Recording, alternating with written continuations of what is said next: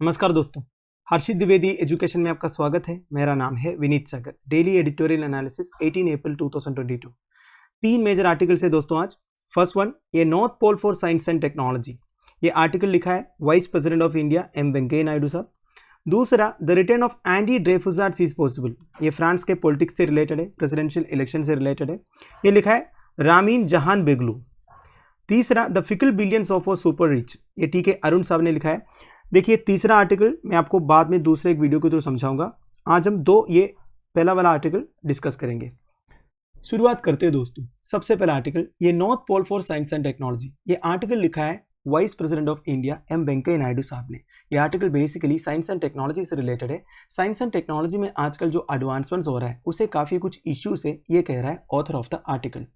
देखिए, science and technology में आजकल जितने research, developments, day to day inventions, ये सब क्यों हो रहा है? हमारी जो स्टैंडर्ड्स ऑफ लिविंग है उसे और इम्प्रूव करने के लिए। देखिए, हमारी स्टैंडर्ड्स ऑफ लिविंग जो है ऑलरेडी इम्प्रूव्ड है, उसे और हायर स्टैंडर्ड्स देने के लिए साइंस एंड टेक्नोलॉजी में डे टू डे इन्वेंशंस हो रहा है, रिसर्च हो रहा है, डेवलपमेंट्स हो रहा है और लोग इसके पीछे पड़ा हुआ है। पर इसके साथ साथ काफ़ी कुछ इश्यूज भी आते हैं दोस्तों, like the values, purpose, relevance and the consequences of a blindfolded pursuit। देखिए, लोग आंख बंद करके साइंस एंड टेक्नोलॉजी के पीछे पड़ा हुआ है, पर हमारे वैल्यूज, ये जो एडवांसमेंट्स हो रहा है, इन्वेंशंस हो रहे हैं, उसका पर्पस क्या है, इसका रेलेवेंस क्या है, वो सब कोई सोचता नहीं। बस लोगों को अपना जो हायर स्टैंडर्ड्स ऑफ लिविंग है उसे और हायर बनाना है। और एक चीज़ मैं बोलूँगा दोस्तों, साइंस एंड टेक्नोलॉजी में आजकल जितने एडवांसमेंट्स हो रहे हैं उसे मैक्सिमम फ़ायदा किसको मिलता है? जिनका स्टैंडर्ड्स ऑफ लिविंग ऑलरेडी ऊपर है। जो लोवेस्ट लेवल सोसाइटी के लोग हैं वो साइंस एंड टेक्नोलॉजी के जितने एडवांसमेंट्स हैं उसका 90% अफोर्ड ही नहीं कर पाएंगे।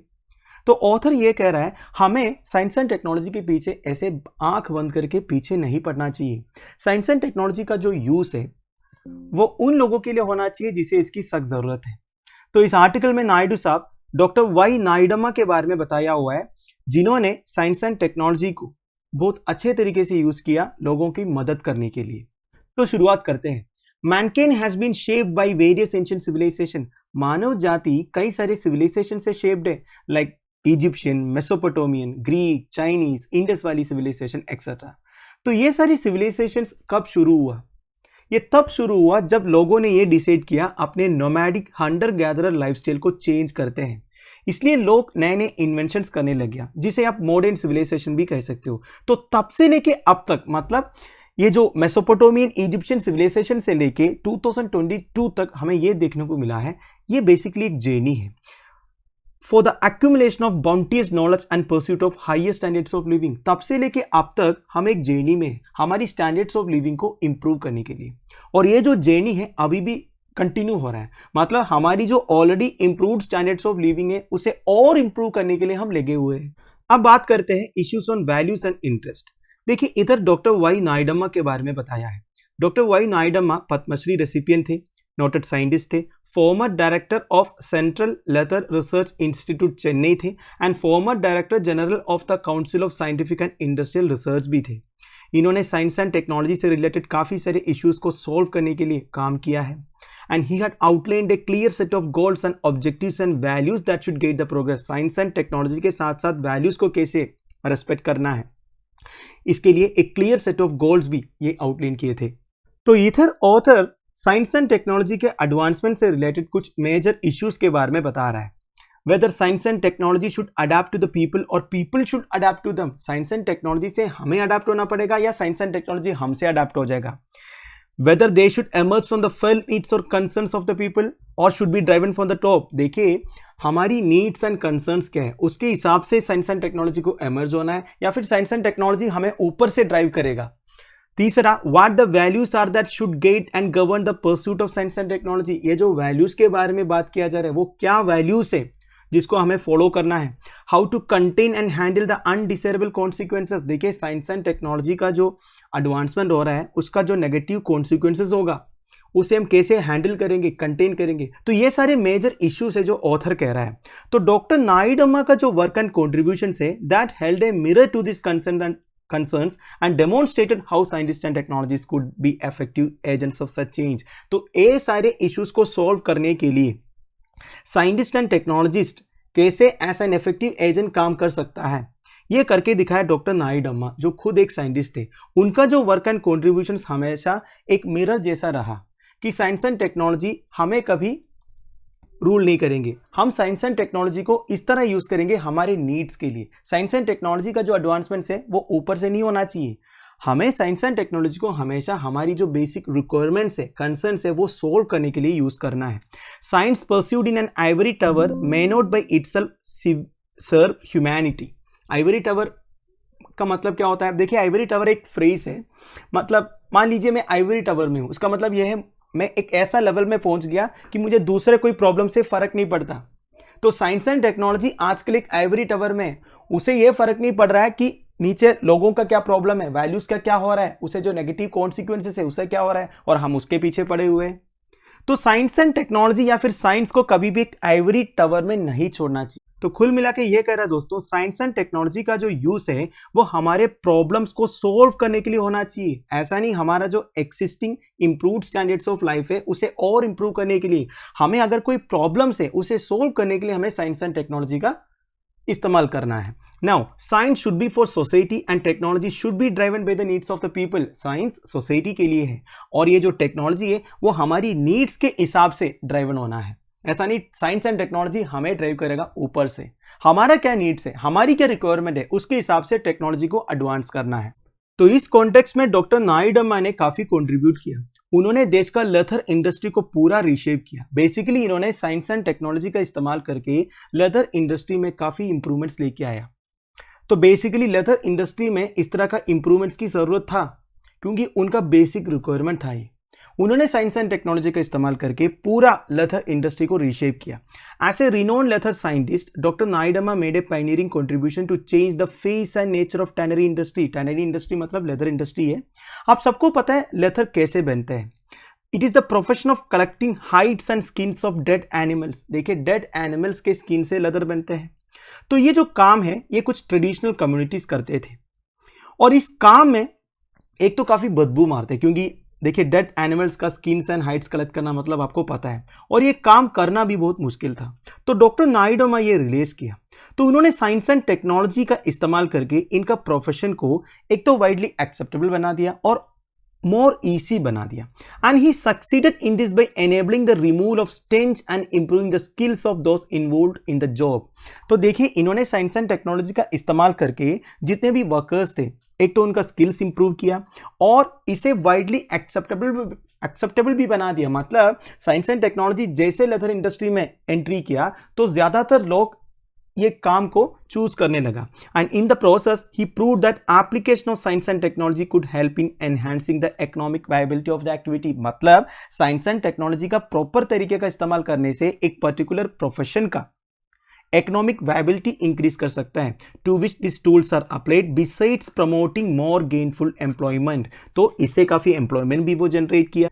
So as a result, leather products and leather industry have gained better public acceptance. आजकल इंडियन लेदर प्रोडक्ट्स जो है ग्रेट डिमांड में है इंटरनेशनल मार्केट्स में। वेरियस कम्युनिटी से लोग जो है ये प्रोफेशन चूज भी करते हैं। So doctor Nayudamma was clearly an agent of social change. और क्या बता रहा है? The focal values guiding people across the globe are materialism and consumerism. देखिए, लोगों को आजकल materialism and consumerism गाइड करते हैं। क्या होता है materialism and consumerism? Materialism आप एक इंडिविजुअल की टेंडेंसी बोल सकते हो जिसमें वो ज्यादा से ज्यादा चीजें खरीदते हैं। जब भी मार्केट में कोई नई चीजें आते हैं वो खरीदते हैं, अपना प्रॉपर्टी बनाते हैं। कंज्यूमरिज्म मतलब एक पूरी सोसाइटी का एटीट्यूड है या टेंडेंसी है जिसमें वो ज्यादा कंज्यूम करते हैं। तो आजकल लोगों को यही दो प्रिंसिपल गाइड करते हैं। वो ज्यादा से ज्यादा चीजें खरीदना चाहता है। तो जितना ज्यादा आप कंज्यूम करना चाहोगे उतना ज्यादा डेवलपमेंट्स भी होता रहेगा। लोगों की मतलब कहने का मतलब यह है, लोगों की नीड्स जितना ज्यादा होगा जो अनवांटेड है, मतलब देखिए हमें जो बेसिक रिक्वायरमेंट्स है वो तो ठीक है, अगर आप ज्यादा से ज्यादा मटेरियलिज्म एंड कंज्यूमरिज्म के पीछे पड़ोगे तो साइंस एंड टेक्नोलॉजी अपने हिसाब से डेवलप होता रहेगा और वो कभी भी नेचर के साथ हार्मनी बना नहीं पाएगा। हमारी इंडियन फिलोसफी क्या कहता है? They lay stress on a spiritual pursuit for internal peace to live in harmony with society and nature. अगर आपको नेचर के साथ हार्मनी बना के रहना है तो आपको थोड़ा बहुत कंट्रोल करना पड़ेगा मटेरियलिज्म एंड कंज्यूमरिज्म के ऊपर। Science and technology should enable development that is in harmony with nature. तो ऐसा डेवलपमेंट होना चाहिए जो नेचर के साथ हार्मनी में हो। और देखिए वेंकैया नायडू साहब ये कह रहा है, डॉक्टर नायडू का जो विजन है वो आजकल government policies and major initiatives में भी रिफ्लेक्ट होता है। फॉर एग्जाम्पल नायडू का एक विजन था, अगर एक वुमेन के पास बैंक अकाउंट है तो उन्हें फैमिली में रेस्पेक्ट मिल जाएगा। So this is clearly at the core of प्रधानमंत्री जनधन योजना। प्रधानमंत्री जनधन योजना के अंडर आजकल 50 करोड़ बैंक अकाउंट्स है that are open to enable financial inclusion and empowerment. तो ये बेसिकली वेंकैया नायडू साहब ये कह रहे हैं, ये डॉक्टर नायडू का एक विजन था। फिर self reliance also was at the core of doctor Naidu philosophy. तो ये जो सेल्फ रिलायंस वाला पॉलिसी है डॉक्टर नायडू का, ये हमारा आत्मनिर्भर भारत इनिशिएटिव के साथ आप रिलेट कर सकते हो। फिर देखिए इन्होंने बोला था, he had emphasized the point of enabling all to live in dignity, have worth, equality of rights, better standards of life, security etc. ये भी इन्होंने बोला था। तो हमारा जो सबका साथ सबका विकास सबका प्रयास है ना, ये वही प्रिंसिपल है। और वेंकैया नायडू साहब ये कह रहा है, it is rare to find such far sighted and visionary scientist like doctor Naidu. Unfortunately इनका डेथ हुआ था एक प्लेन क्रैश में जून 1985 में, जब वो केवल 63 ईयर्स के थे। और doctor Naidu was a link in the chain of India's great scientific heritage. India का जो ग्रेट साइंटिफिक हेरिटेज है उसमें आप लिंक कर सकते हो डॉक्टर नायडू को। Like thousands of years ago India में ग्रेट साइंटिस्ट थे लाइक बोथयाना, आर्यभट्टा, ब्रह्मगुप्ता, भास्कराचार्य, महावीराचार्य, वराह मिहिरा, कानडा, सुश्रुता, चरका, पतंजलि, इन सबके साथ भी आप लिंक कर सकते हो डॉक्टर नायडू को। ये कह रहा है हमारे वाइस प्रेसिडेंट ऑफ इंडिया। तो दोस्तों finally there are now concerted efforts being made to restore the pride of being a vishwa guru. एक टाइम पर इंडिया को आज से विश्व गुरु मानते थे पूरी दुनिया, तो वो प्राइड को हमें रिस्टोर करना है। तो इसके लिए ऑलरेडी एफर्ट्स चल रहा है, तो हम सबको पार्टिसिपेट करना है इस एफर्ट में। इसके लिए हमारा systems of education, modes of science, research वगैरह हमें और स्ट्रीमलाइन करना होगा। और we all are living in times where knowledge is the real power. देखिए आजकल नॉलेज रियल पावर है, तो हमें इस नॉलेज को एम्पावर करना है, क्योंकि एक इंडिविजुअल का बर्स्ट रिसोर्स है knowledge, and we need to provide such knowledge that enables a resolution of the problems of our nation collectively. ऐसा नॉलेज हमें इम्पार्ट करना चाहिए, प्रोवाइड करना चाहिए, जिससे हमारा नेशन का सारे प्रॉब्लम्स को सॉल्व कर सके, वो भी collectively. So doctor Naidu let's stress on the point that education is not to provide relief. देखिए डॉक्टर नायडू का कहना यह था, एजुकेशन रिलीफ प्रोवाइड करने के लिए नहीं है, एजुकेशन से हमारा इनर पोटेंशियल रिलीज होना चाहिए, ताकि सारे लोग self reliant and self confident हो जाए। And we need such systems of knowledge providers in every domain. तो ऐसा नॉलेज हमें प्रोवाइड करना है सारे इंडिविजुअल्स के लिए, ताकि वो self reliant and self confident बन जाए। तो हमें सारे डोमेन में ऐसा सिस्टम्स ऑफ नॉलेज प्रोवाइडर्स भी चाहिए। और देखिए दोस्तों इधर नेशनलिज्म की बात हो रही है। Nationalism is a positive force. क्यों हो रहा था नेशनलिज्म की बात? क्योंकि doctor Naidu firmly believe that an individual flourishes and is at his or her best only with a sense of community participation। Doctor Naidu ऐसे बिलीव करते थे, अगर एक इंडिविजुअल को 100% सक्सेसफुल होना है, फ्लरिश होना है, तो उनके मन के अंदर एक सेंस ऑफ कम्युनिटी पार्टिसिपेशन होनी चाहिए, and in an environment of collective Endeavour. देखिए एक साथ काम करने का एक स्पिरिट होनी चाहिए। वो कब आएगा? जब हमें ये महसूस होगा हम सब एक है, तो हमारी कम्युनिटी एक है या फिर हमारा स्टेट है कि ऐसा नहीं, हम एक नेशन से बिलोंग करते हैं, तो हमारे मन के अंदर एक स्पिरिट ऑफ नेशनलिज्म चाहिए, तब जाके हम 100% फ्लरिश हो सकते हैं। Nationalism accordingly is a positive force for ensuring the rapid progress of our nation by releasing the full potential of every individual. देखिए सारे इंडिविजुअल का फुल पोटेंशियल कलेक्टिवली अगर यूज करेंगे तो सारे प्रॉब्लम्स को हम सॉल्व कर सकते हैं। इसलिए स्पिरिट ऑफ नेशनलिज्म को प्रमोट करना जरूरी है। और देखिए आजकल जो डेवलपमेंटल स्ट्रैटेजीज फॉलो हो रहा है globally based on modern scientific and technological advances, वो हमारा एनवायरनमेंट को डिस्ट्रॉय कर रहा है। And what is needed are alternative development models. ऐसे डेवलपमेंट मॉडल्स हमें लेके आना चाहिए ताकि हम सस्टेनेबल एंड हार्मोनियस डेवलपमेंट को इंश्योर करें।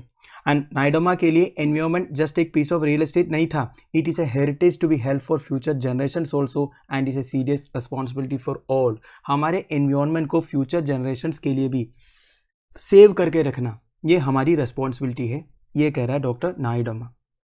तो दोस्तों that's it for the first article. Next article, the return of the anti Dreyfusards is possible. ये आर्टिकल बेसिकली फ्रांस में जो प्रेसिडेंशियल इलेक्शंस चल रहा है उसके बारे में है। फ्रांस में प्रेसिडेंशियल इलेक्शंस 2 फेज में होता है। पहला फेज अप्रैल 10 को खत्म हुआ, अगला फेज अप्रैल 24 को होगा।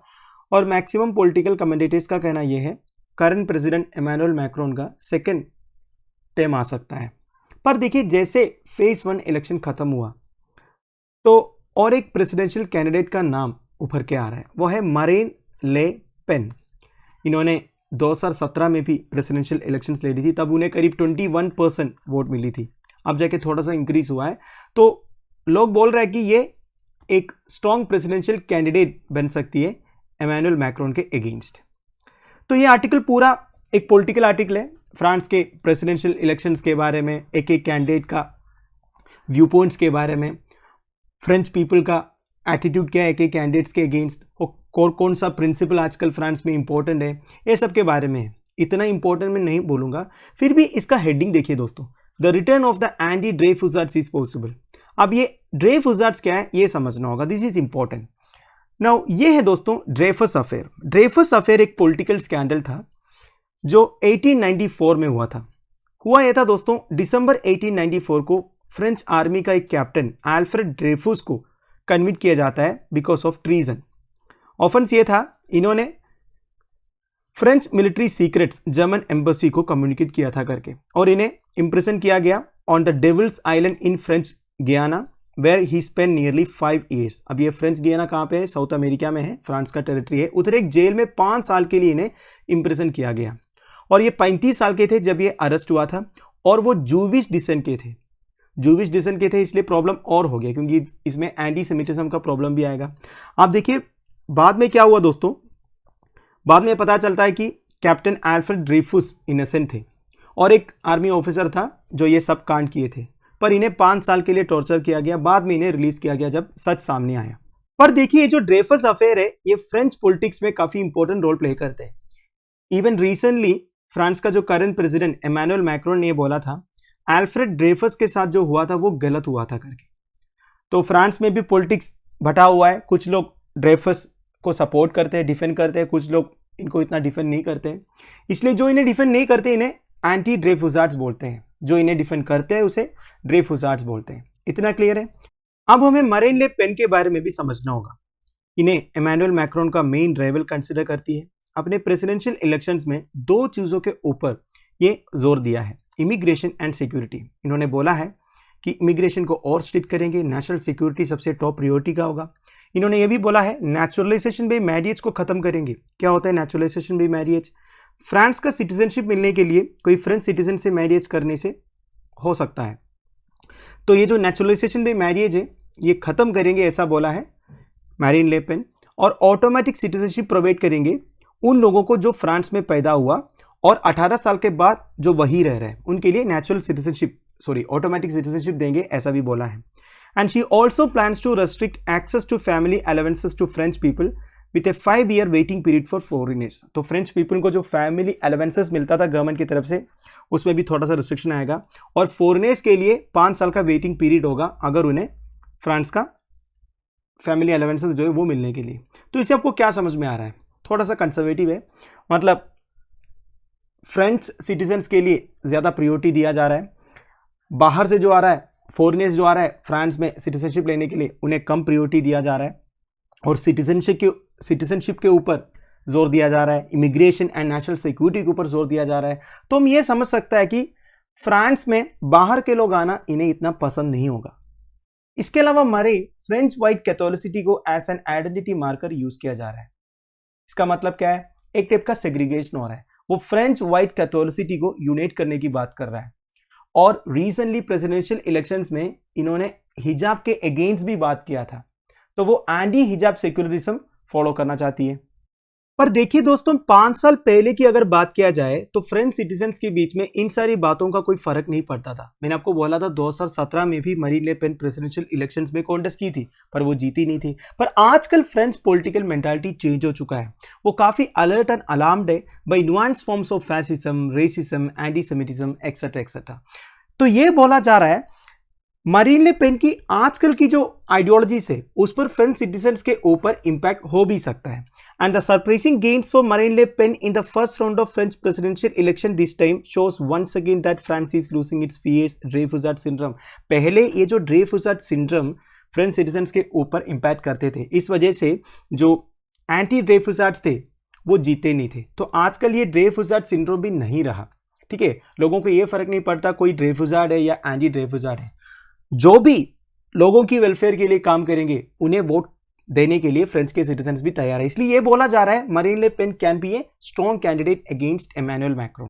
और कुछ साल पहले काफी फ्रेंच सिटीजन्स ये सोचते थे कि मरीन ले पेन एगैलिटेरियन फ्रांस का हिस्टोरिकल वैल्यूज के खिलाफ है, लिबर्टी एंड फर्टर्निटी के खिलाफ है, पर आजकल ऐसे नहीं सोचते। आजकल ऐसे कई सारे फ्रेंच सिटीजन्स हैं जो मरीन ले पेन के पॉलिटिकल प्रॉमिस के ऊपर विश्वास रखते हैं। उन्होंने बोला है कि एम्प्लॉयमेंट को प्रायोरिटी देंगे, social add and social housing को प्रायोरिटी देंगे, और इस पर काफ़ी फ्रेंच सिटीजन्स इंप्रेस्ड भी है। इसलिए उन्होंने first phase of presidential elections में काफ़ी वोट्स जीते थे।